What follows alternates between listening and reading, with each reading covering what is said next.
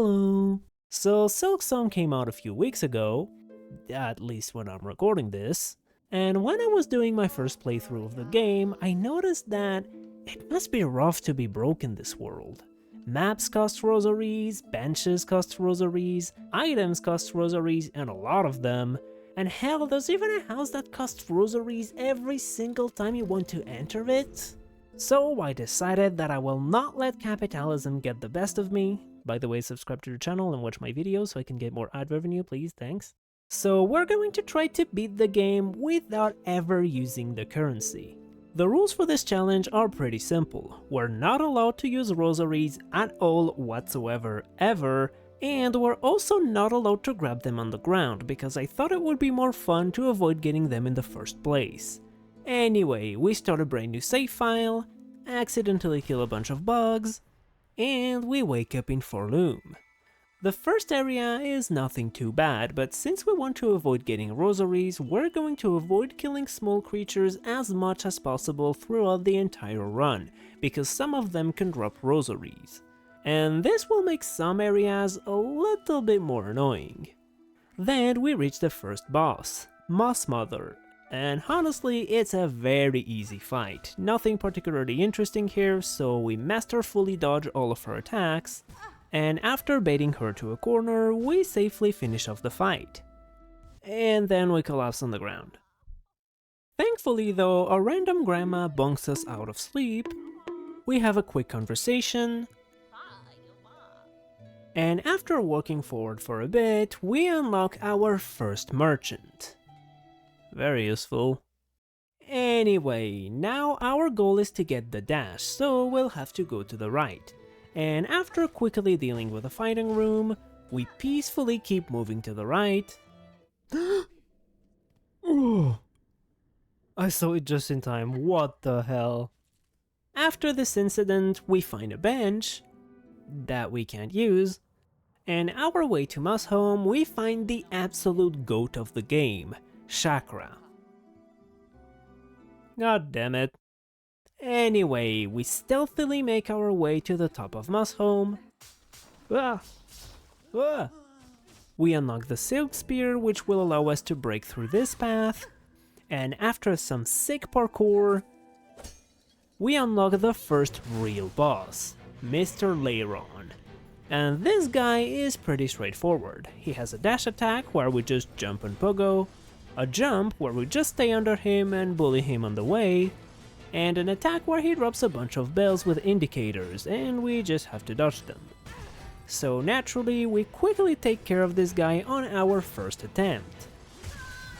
And after having a weird dream, we finally grab a little bench, do a bit more parkouring, and after getting into a small fight, all good, we finally reach our first goal, the dash. And now that we've unlocked the fun, our next goal is to get the cloak. And in order to do that, we will first have to fight Lace. In the first phase, she has 4 attacks. One where she charges forward with her needle and you can just jump over it. One where she does a few sword slashes where we have to keep the right distance. A counter attack that I took a bit too long to understand how to counter. And a leap attack where we can just chill under her and wait for her to land. Then she unlocks one more attack, where we just don't stand inside the massive indicator. And after punishing her attacks a few times, we easily finish the fight on our first attempt. Yeah, for real this time. Then we peacefully travel towards the seamstress, and once we reach her house, she asks us to collect some spines? So we just do that. Huh? What? And we get our cloak. Let's go. How do you turn spines into a cloak? Anyway, after that we have to fight one of my favorite bosses, the 4th Chorus. All of his attacks are pretty telegraphed, which gives some time for me and my grandpa reaction time to react and dodge them. He also has a phase where he drops rocks from the sky, and now that I think about it, that's 2 attacks in common with the final boss of the game. But anyway, the fight can be a bit long, but with enough patience, it's pretty easy to clear.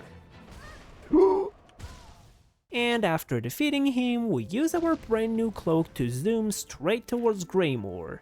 We find a brand new train station on the way, that we can't use, and we get into a fight with an angry bird. Or moth? I don't really know. And there's not that much to say here. We masterfully dodge its attacks, flawlessly manage our health, and after a few more sick gamer moves, we easily get rid of it. Ah. Nope. Boop. Boom. Then we get deeper into Greymoor, and we have one more boss before unlocking the wall jump, Splinter. And just like the fourth chorus, her attacks are pretty telegraphed, and my grandpa brain lacks that. She then spawns a bunch of mobs, but we have enough time to kill them before she even starts punching again, and after dodging her punches, she blocks the arena with a bunch of vines, which we can quickly take care of before she appears again, and after hopping around a bit more, we defeat her, safely jump over those thorns, and we unlock the wall jump. Okay, now the last upgrade we need to get into the Citadel is the Needle-In, which you get from quite literally the very next boss just a few rooms to the right. And honestly, the fight is pretty easy. She drops a bunch of balls that we can easily dodge, she has a dash attack that we can completely avoid by just going on the wall, she can also summon bells from the ground, but we can just down attack one of them to safely land on the other side. Then she gets angrier and drops more balls, but it's still nothing too bad. And then she just dies.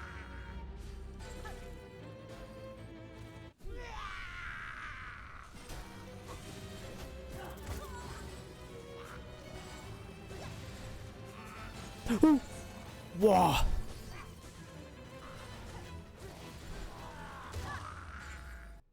Nice. Okay, now we have everything we need to get into the Citadel. And to do that, normally you're supposed to activate the 5 big bells to unlock a boss that opens the door to the Citadel. However, for some reason I thought one of the bells required Rosaries to open. I got them confused with the smaller bells that do require Rosaries, so because I thought we couldn't get them, I decided to go for the Mist route. It's a foggy path on the left of Sinner's Road that can allow you to reach straight to the Citadel without having to get the big bells, although it can be a bit annoying to navigate. So after quickly grabbing the needle upgrade on the way, we safely open up the path to the Mist. Bro. Ah. Why are there so many mobs? What? How? And now we have to find our way to the exit while avoiding those angry ghosts. And you're supposed to follow the butterflies for this, but I took a little bit too long to understand that. I've seen people do that with the needle in, but I don't really know why. Anyway. Uh-oh. No! I wanted to go up. Oh god, oh god. Okay, we're good. Okay, now we get to the right. Oh. Is that it? Did I do it? Let's keep going to the right. Looked promising. Wait, that's the starting point!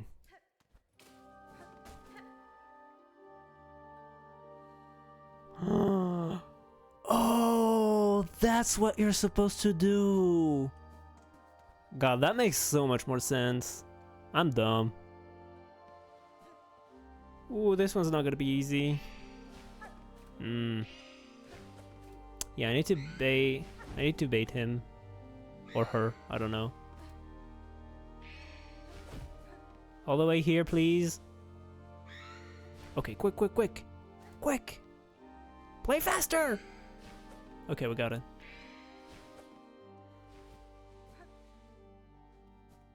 Okay, I think we did it. Alright, now that we're out of this foggy place, we just have one more boss separating us from the Citadel, Phantom. And after having the shortest fight in existence,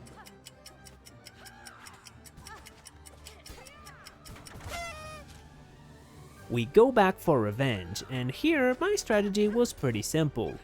I don't have a strategy, I just run straight at her, tanking half of her attacks on the way, but I hit her fast enough to heal it up afterwards anyway. So after healing up way too many times,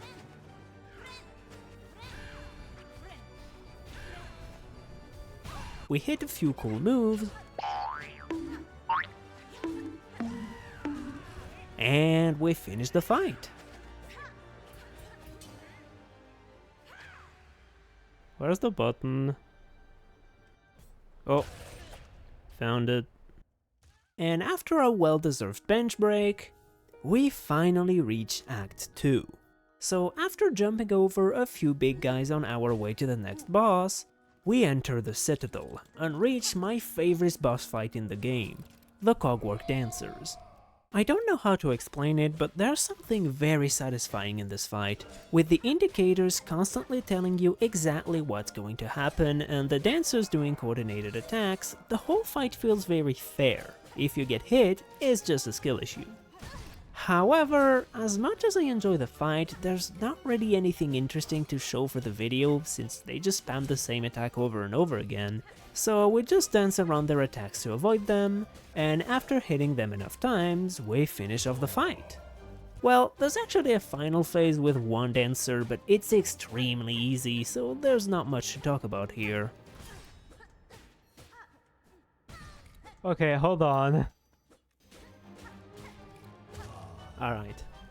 After that, a path opens at the bottom, which leads us to a little bench, and then we have to get past this whole Soul Blade parkour to continue forward. So we quickly breeze through it. Okay. Okay. Oh, there's this guy as well waiting for me. No, I'm trolling. Then we get into a small fight with this weird rock spider hybrid, but it was nothing too bad. And now we need to find our way through this maze to reach the next boss, and this is where we get reminded that this was supposed to be a challenge run in the first place. Okay, we're gonna have to be careful here. Okay, nice. Oh, there's nothing here.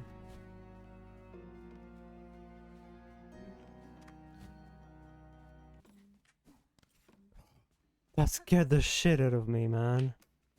And after wandering around aimlessly, we accidentally end up reaching the boss.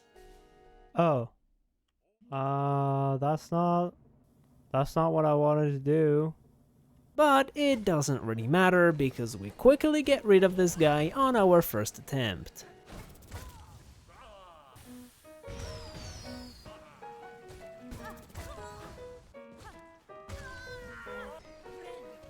Please, no!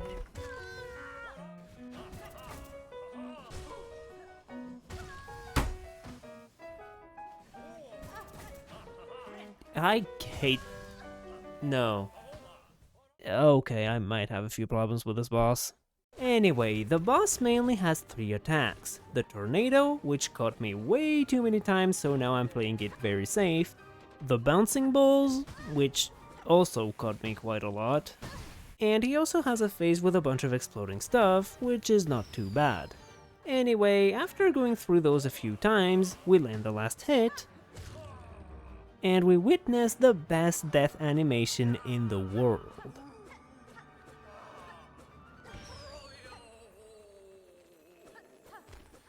Anyway, now the last thing separating us from the 3 melodies is the grapple, so we peacefully make our way to the upgrade. Bro, how many are there? Bro, how many are there? What the fuck? How many? Whoa! Okay. Nice. Alright, now that we have the grapple, we just have to get out of here to return to the Citadel. And an uninvited guest follows me to the fighting room. Bro. Bro, we've got another enemy. Wait, does this one drop rosaries? Oh god, it does. Alright, I need those guys to kill me. God, that's so cringe. Anyway, now we clear the room, and we jump over those spikes to reach the cylinder for the first of the 3 songs. So then we safely make our way to the Vault Keeper. Ooh. Do not push me. Do not! Oh lord. And when arriving at the Vault Keeper, that's when I realized a little problem. I need to continue the quest. Don't give me rosaries. No! Do not! I don't want them! Yeah, unfortunately there's no way to avoid those rosaries. But if you remember correctly at the beginning of the video, I said we're not allowed to grab rosaries on the ground. We didn't grab them, they were not on the ground. I didn't break any rules.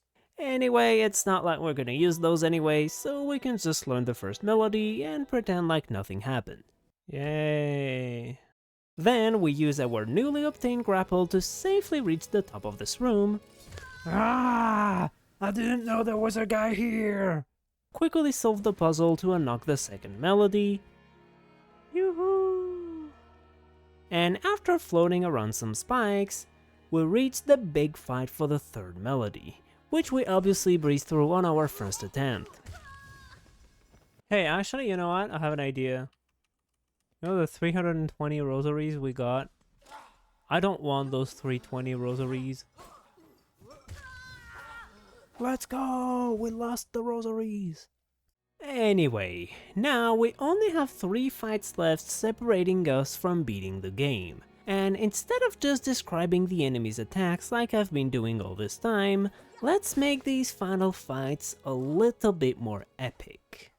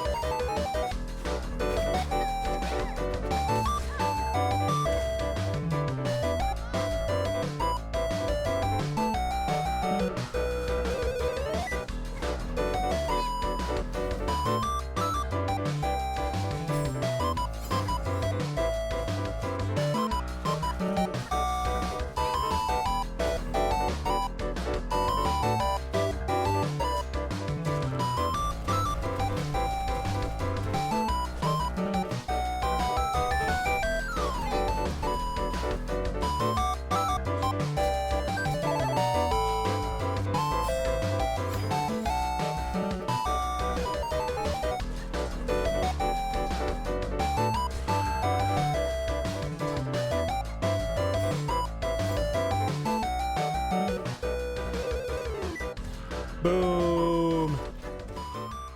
Let's go!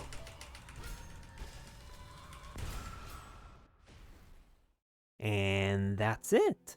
We beat the game without ever using rosaries. And honestly, this challenge turned out to be a lot easier and a lot less interesting than I thought.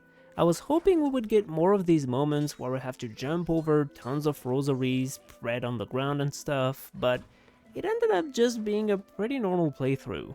Anyway, I hope you still enjoyed the video, thank you for watching, and I'll see you in the next one. Bye bye!